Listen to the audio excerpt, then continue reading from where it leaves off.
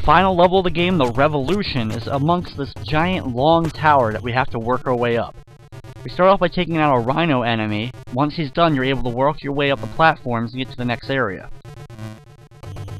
Here we have some disappearing and reappearing platforms, so you gotta be very quick to get along them, being sure to jump over the spike ball as it rotates around the room.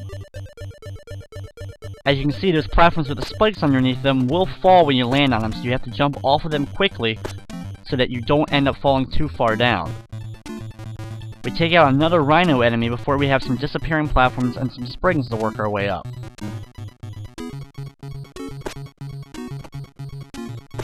Watch out for the charge move of a rhino. Wait for him to stop and start walking again before you actually deliver one of your hits or get close to him.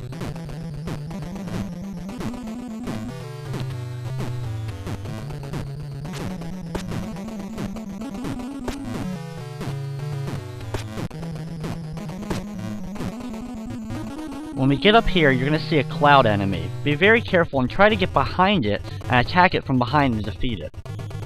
This is the first one, and he only takes 3 hits to knock him off screen and actually kill this one. However, other ones are going to take a lot more. Up here we have a red rhino coming up. Now this one will actually try to eat you, and if it does, it's an instant death. So be very careful by hitting it, and then being far enough away so that when it jumps towards you, you're able to hit it again without it actually landing on top of you.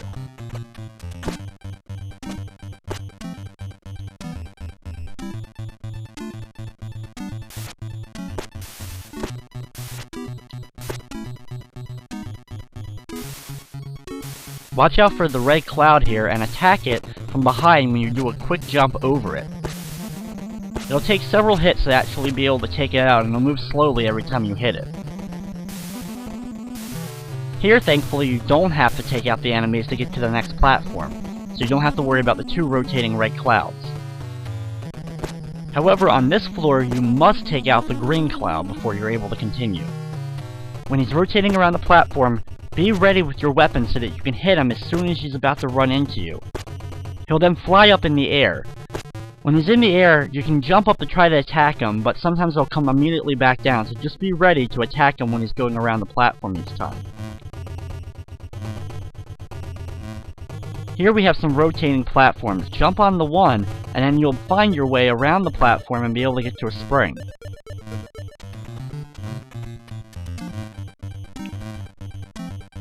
Timing your jumps is crucial because you can't fall back down to previous floors, so you gotta be very, very careful when making these jumps.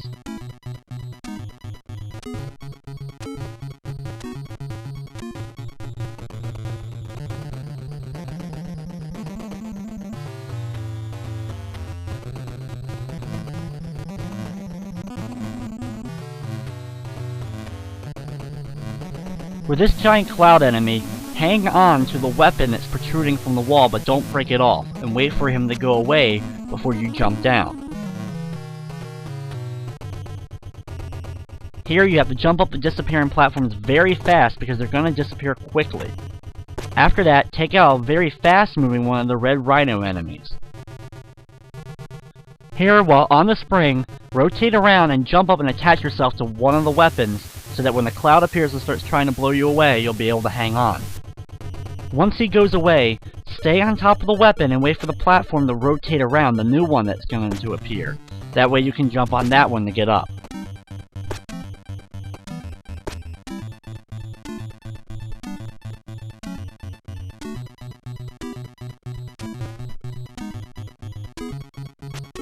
Here we have another green cloud. This one's moving extremely fast, so you have to be very quick on your reflexes to take this one out.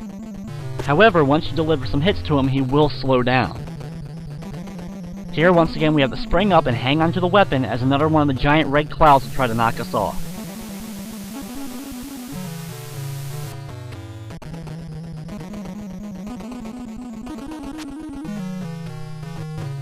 Here we have some more of those weapons that you're going to have to hang on as another giant red cloud will appear, so just wait a few seconds for the cloud to disappear before jumping onto the platform. You have to have precise timing so that you can jump down far enough so that you can land on the spring below. Once you get to the top here, watch out for the yellow cloud and jump your way up the platform to the top, and once you finally reach the top, it's time for the final boss battle of the game.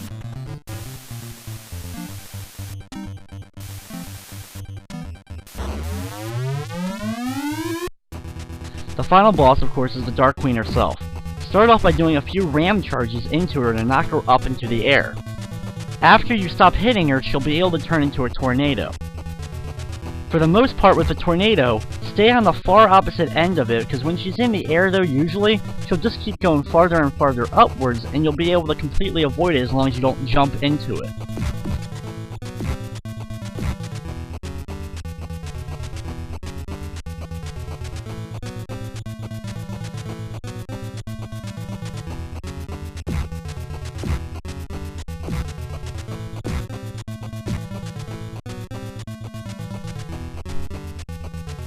Considering how hard the previous bosses and levels were, this is actually a nice welcome change of pace as you're able to knock her up into the air and avoid her most powerful attack of the tornado. However, if you mistime one of your rams and get too close to her after one of the hits, she'll be able to kick you a little bit away from her.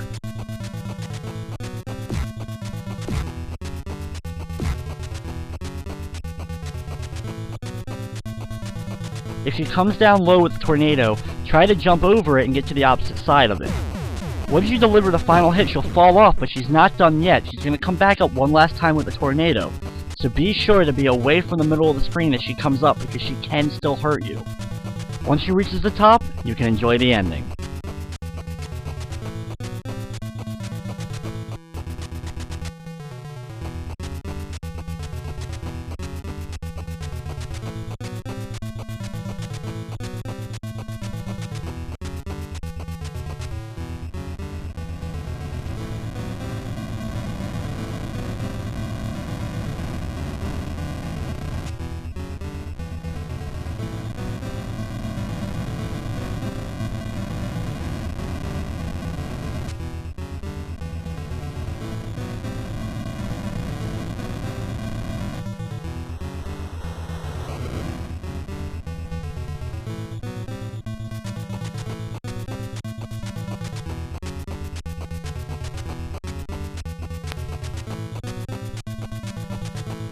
So, Battletoads' ending may not be the greatest, but you at least get a little bit of an ending, but unfortunately the Dark Queen is able to escape and live for another day, but we did get to save Pimple and the princess.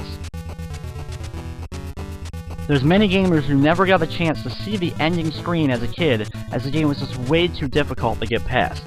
Even nowadays, it still stands as one of the toughest video games ever created. And with that, that's going to wrap up this edition of Play It Through. I'd like to thank you for watching, and of course, I hope you enjoyed.